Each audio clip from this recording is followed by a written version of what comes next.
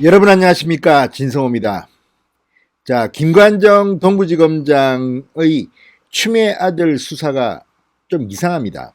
자, 서울 동부지검이 하는 수사가 지금 추미애 장관을 위한 것인지 아니면 추미애 장관을 엿먹이는지 모르겠다는 이런 관측이 나옵니다.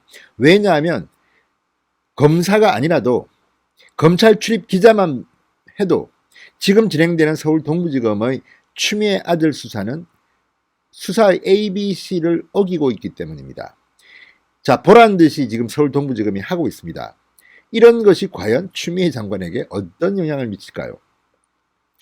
자, 서울 동부지검은 보도자료를 통해서 이 추미애 장관 아들의 집, 전주에 있는 원룸을 압수수색했다는 내용을 알렸습니다. 그리고 추미애 아들의 휴대폰을 압수하겠다고 합니다. 그런데 이게 바로 추미애 장관의 발목을 결국 잡을 거라는 관측이 많습니다. 이런 식으로 함으로써 뒷북을 친다. 그리고 추미애 장관을 옹호하기 위해서, 도우기 위해서 면죄부를 주는 수사라는 것을 만천하에 고한 것입니다. 자, 이렇게 되면 어떻게 되겠습니까? 어떤 결과를 검찰이 발표한 듯 국민들 중 믿는 사람이 얼마나 되겠습니까? 그리고 또 하나, 추미애 아들에 대한 수사는 다시 하게 될 가능성이 대단히 높다고 생각이 듭니다. 만약 기소하지 않는다면 말입니다. 자, 지금 이 사건을 김대중 정권 시절의 이영호 게이트와 견주는 사람들이 꽤 있습니다. 그때도 봐주기 수사였지만, 권력의 봐주기 수사였지만 결국 다시 수사해서 줄줄이 검사들이 옷을 벗었습니다. 개망신을 당했습니다. 자, 이런 과거의 아픈 기억까지 꺼낼 만큼 지금 서울 동부지검의 추미애 아들 수사는 아주 수상합니다. 이상합니다. 국민들 보라고 이렇게 노골적으로 뒷북 수사를 함으로써 결국 가장 큰 피해를 입을 사람은 문재인 대통령, 추미애 장관이 아닐까 이렇게 관측합니다. 뒤에서 윤석열 검찰총장은 아마 웃고 있을지도 모릅니다. 왜 그럴까요? 진성호의 융단 폭격 시작합니다. 서울 동부지검을 융단 폭격합니다. 방송에 앞서 아직 진성호 방송에 구독자가 아니신 분들은 붉은색 구독 버튼 꾹 눌러주십시오. 더 좋은 방송으로 보답하겠습니다. 자, 조선일보의 기자수첩이라는 난이 있습니다. 평기자가 쓰는 칼럼입니다. 대개 칼럼은 부장급 이상 간부들이 있습니다. 논설위원이나 외부 기고가도 있습니다. 그러나 기자수첩은 현장 기자가 쓰는 칼럼입니다. 과거의 기자수첩은 참으로 인기가 있었습니다. 3면에 실렸습니다. 요즘에는 오피니언란에 실리긴 하지만 아무튼 읽는 재미가 있습니다. 저도 조선일보 기자 때 기자수첩을 참 많이 썼습니다. 상당히 그때는 열독률이 높았는데 요즘은 그때만은 못한 것 같습니다.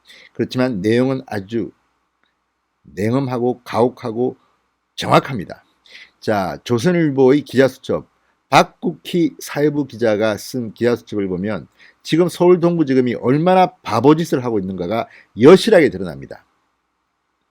자, 조선일보의 기자수첩, 지금까지 이런 수사는 없었다. 기자의 시각입니다. 자, 기자의 시각, 지금까지 이런 수사는 없었다. 박국희 기자는 이 기사에서 이렇게 시작합니다. 서울 동부지검이 지난 22일 이른 아침부터 보도자료를 배포하고 어제 법무부 장관 아들 사무실과 주거지를 압수수색했다고 밝혔다.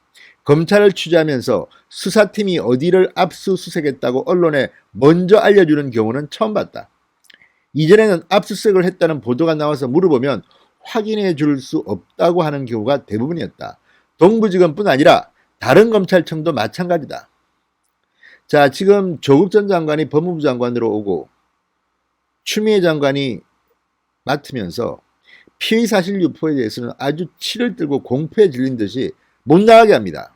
반면 그 전에 박근혜 정부에 대한 적폐수사를 할 때는 수사 하위가 무섭게 언론에 다 중계하듯이 나왔습니다. 선거 중에도 그랬습니다. 지방선거 때 김기현 전 울산시장을 압수수색하고 하는 것들이 마치 생중계되듯이 방송과 신문에 보도됐습니다. 그런데 지금은 완전히 깜깜입니다. 그런데 이례적으로 추미애 아들 압수수색은 먼저 발표한 겁니다.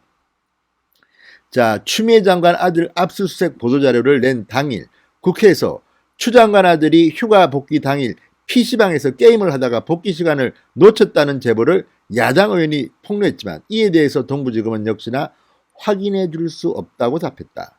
추 장관 보좌관으로부터 전화를 받았다는 군 관계자 진술이 조서에 누락됐다는 문제가 나왔을 때도 김관정 동부지검장이 대검 형사부장으로 있으면서 수사팀의 국군병원 압수수색을 막으려 했다는 의혹이 나왔을 때도 동부지검은 초질관 확인해 줄 수 없다고 나왔다. 그런데 왜 압수수색 건은 언론이 묻지도 않았는데 먼저 보도자료까지 뿌리며 공개했는지 의아할 뿐이다. 이게 바로 자충수인 겁니다. 시점도 괴이하다. 동부지검은 추 장관 아들을 지난 13일 소환조사했다. 그리고는 8일 뒤인 21일 아들 휴대전화와 원룸 등을 압수수색했다고 밝혔다. 비밀리에 압수수색을 하고 주요 증거를 확보한 뒤 이를 토대로 피의자를 소환해 혐의를 추궁하는 게 검찰 수사의 ABC 아닌가. 동부지검은 스스로 검찰 수사 기본을 부정하면서 수사를 진행하고 있다. 자, 검사가 아니라 검찰 출입기자가 볼 때도 이건 너무나도 바보 같은 수사를 지금 하고 있는 겁니다. 우리 이거 압수까지 했다? 알리바이를 세우는 건지 다 알려주고 지금 하는 건지 소환조사한 뒤에 압수수색을 한다는 것부터가 말이 안 됩니다. 또 하나는 휴대폰입니다. 휴대전화를 압수수색했다는 사실 자체도 황당하다. 이번 사건은 추 장관 아들이 군복무 시절 의혹에 대한 내용이다.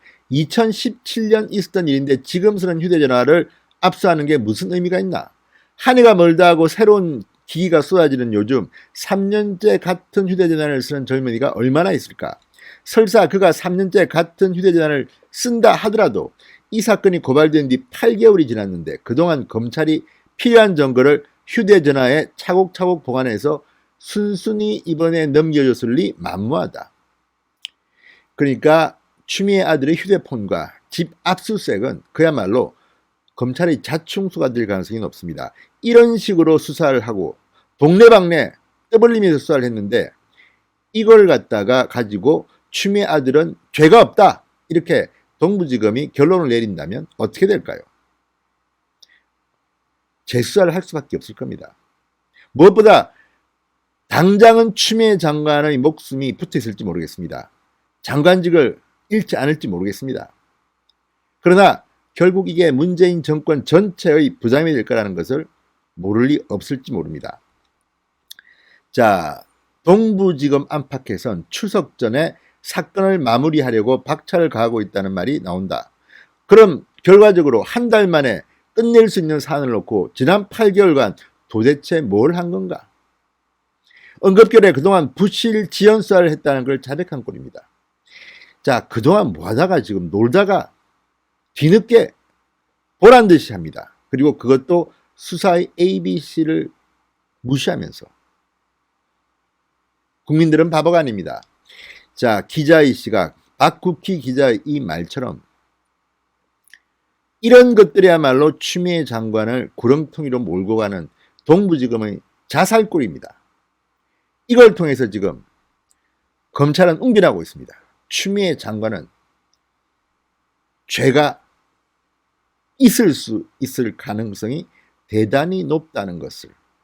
물론 추미애 아들의 휴가 특혜 의혹 사실에 대해서 우리가 단정적으로 말하기는 곤란합니다. 그러나 동아일보 송평인 칼럼에 나왔듯이 적어도 카투샤 또는 군인들이 보는 시각은 이건 특혜일 수밖에 없다. 미션 임파서블이라고 합니다. 이런데도 추미애 아들을 봐주기 위해서 이런 식으로 동부지검이 수사를 한다면 아마도 민심의 역풍이 생각보다 엄청 클 것입니다. 지금 동부지검은 스스로 추미애 장관을 떠밀고 있는지 모르겠습니다. 진성호의 융단 폭격이었습니다. 여러분 감사합니다.